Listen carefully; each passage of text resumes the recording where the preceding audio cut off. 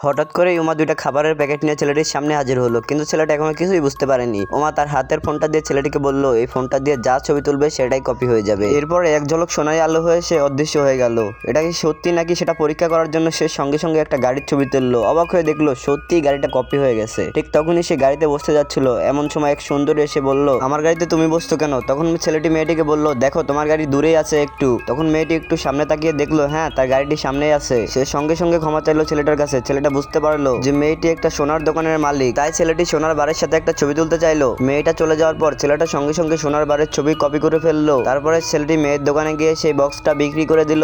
সে বলল, সঙ্গে সঙ্গে আমার টাকা চাই। বাড়ি ফিরে সে সব টাকা ঢেলে রাখলো, তারপর ফোন দিয়ে সেগুলোরও আবার কপি করলো। মুহূর্তের মধ্যে সে কোটিপতি হয়ে গেল। বিশ্বের সবচেয়ে ধনী হতে সে আবার মেয়েটার কাছে গেল এবং তাদের ভল্ট ধন ভান্ডার দেখতে চাইলো। মেয়েটা কিছু না ভেবে তাকে ভিতরে নিয়ে গেল। এই সুযোগে সে মেয়েটাকে জিজ্ঞাসা করলো সে কি সেইগুলোর সাথে একটু ছবি তুলতে পারে। মেয়েটা কিছু না ভেবে রাজি হয়ে গেল। বাড়িতে ফিরে সে সব টাকা এবং সোনা আবার কপি করলো, কিন্তু আনন্দ করার আগে তার এক্স গার্লফ্রেন্ড এসে হঠাৎ ঢুকে পড়লো। সে সামনে যা দেখলো তাতেই বলল, তুই এখনো আগের মতোই বোকা আছিস।